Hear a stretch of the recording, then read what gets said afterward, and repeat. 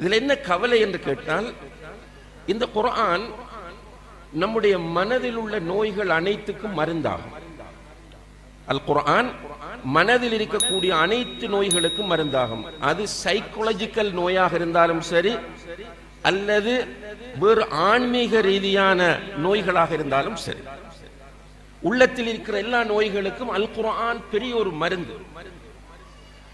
இப்ப ஒரு துஆ வருகிறது, கவலையோடு இருக்கிற ஒருவர், கடுமையான ஸ்ட்ரெஸ், டிப்ரெஷன் என்கிற நிலைக்கு வந்து மிக கடுமையான மன அழுத்தத்தோடு இருக்கிற ஒருவர் அந்த துஆவை ஓதினால் அவருடைய ஸ்ட்ரெஸ் போய்விடும், டிப்ரெஷன் போய்விடும், அவர் ரிலாக்ஸ் ஆகுவார் என்பது ஹதீஸ். அந்த துஆ என்னன்னு கேட்டால், அல்லாஹும்ம இன்னி அப்துக் வப்னு அப்திக் வப்னு அமதிக் நாசியதி பியதிக் மாதின் ஃபிய ஹுக்முக் அத்லுன் ஃபிய கதாஉக் أسألك بكل اسم هو لك سميت به نفسك أو أنزلته في كتابك أو علمته أحدا من خلقك أو استأثرت به في علم الغيب عندك أن تجعل القرآن العظيم ربيع قلبي ونور صدري وجلاء همي. سبحان الله. இந்த துஆவை ஓதினா கவலை போய்விடும். இது பிராக்டிக்கலாக நிறைய பேர் அனுபவித்த ஒரு விஷயம். இதில் என்ன சொல்லப்படுகிறது என்றால், நிறைய விஷயங்களை முன்னால சொல்லி கொண்டு வந்து, யா அல்லாஹ் இந்த குர்ஆனை என்னுடைய உள்ளத்திற்கு வசந்தமாக ஆக்கு, குர்ஆனை என்னுடைய உள்ளத்திற்கு இதயத்திற்கு வசந்தமாக ஆக்கு, என்னுடைய கவலையையும் துக்கத்தையும் போக்குகின்ற ஒன்றாக இந்த குர்ஆனை எனக்கு ஆக்கித்தா என்பது அந்த துஆவினுடைய சுருக்கமாகும். அப்ப குர்ஆன் உள்ளத்தில் உள்ள நோய்களுக்கெல்லாம் மருந்தாகும். உண்மையிலே இன்று நாம் எல்லோருமே மிகப்பெரிய வளர்ச்சியை கண்டு கொண்டு வாழ்ந்து கொண்டிருக்கிறோம். ஒரு 30-40 வருடங்களுக்கு பின்னால் போய் பாருங்கள், நம்முடைய நிலைமை எப்படி இருந்தது? எந்த வசதியும் கிடையாது. 50 வருடங்களுக்கு முன்னால் தமிழ்நாட்டில் நிறைய ஊர்களுக்குள் நீங்கள் போனால் மின்சாரம் கிடையாது, கார் கிடையாது, இந்த 2 வீலர் கிடையாது, சைக்கிள் 2-3 பேர் சேர்ந்து ஒரு சைக்கிள்ல போற நிலை இருந்தது. வீடுகளில் எண்ணெயை பயன்படுத்தித்தான் விளக்குகள் இருந்தன. இன்று சுப்ஹானல்லாஹ் சோலார் பவர் வரைக்கும் வந்து விட்டோம். உம்ராவுக்கு ஹஜ்ஜுக்கு நம்முடைய நமக்கு தெரிந்து ஒரு 50 வருடங்களுக்கு முன்னால் கப்பல்ல தான் போனாங்க. ஆனா இன்றைக்கு ஆக ஸ்பீடாக போகக்கூடிய பிளைட் வரைக்கும் வந்துட்டு, அப்படி வளர்ச்சி. இந்த சோசியல் மீடியாக்களுடைய வளர்ச்சி நான் சொல்ல வேண்டிய அவசியமே இல்லை. பொருளாதாரம் எல்லோருடைய கையிலும் லட்சக்கணக்கில் கோடிக்கணக்கில் இருக்கு. ஒரு கிரெடிட் கார்டு, அவ்வளவுதான். விரும்பினதை வாங்கலாம், விரும்புகிற இடத்தை போகலாம், விரும்புறதை அனுபவிக்கலாம். இப்படியாக உலகம் துரித வளர்ச்சி அடைந்து விட்டது.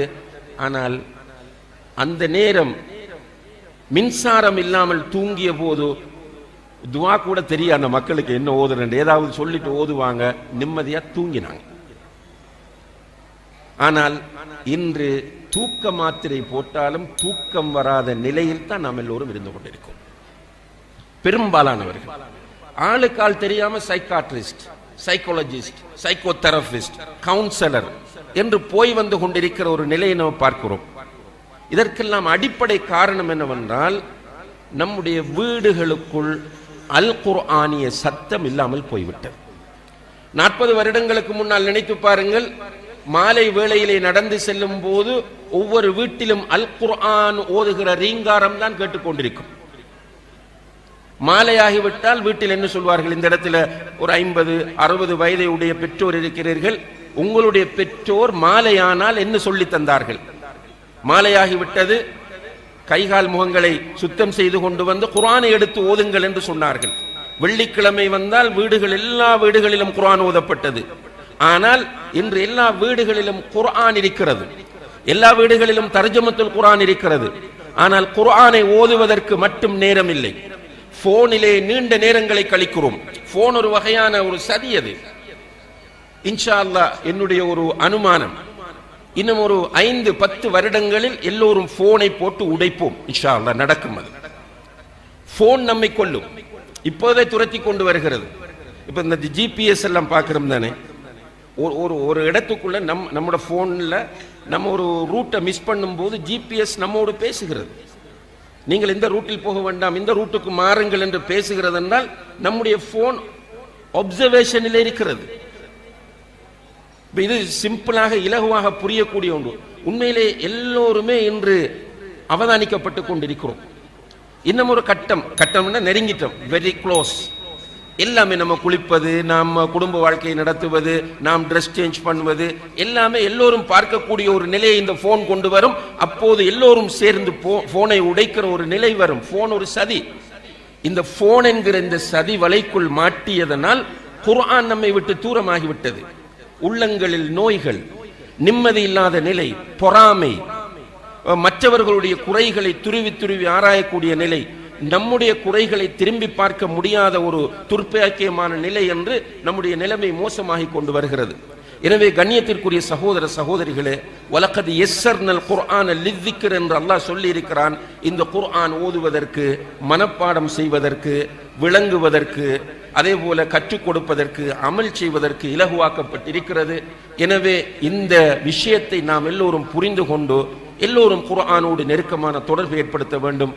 இந்த பிள்ளைகள் 15 பேரும் மட்டும் சுவர்க்கத்தில உச்சத்தில் போய் இருக்கக்கூடாது. அவர்களோடு சேர்ந்து அவர்களுடைய பெற்றோரும் போக வேண்டும். இன்ஷா அல்லாஹ் நாமும் போக வேண்டும். எனவே குர்ஆனை எல்லோரும் மனப்பாடம் செய்வோம். அதற்கு ஒரு நியத்து வைப்போம். சக்திக்குட்பட்டவரை குறைந்தது ஜுஸ் அம்மையாவது மனப்பாடம் செய்ய. சின்ன பிள்ளைகள் தான் மனப்பாடம் செய்ய வேண்டும் என்று எங்கும் கிடையாது. குர்ஆனிலோ ஹதீஸிலோ சிறுவர்களுக்குத்தான் குர்ஆனை மனப்பாடம் செய்ய வையுங்கள் என்று கிடையாது.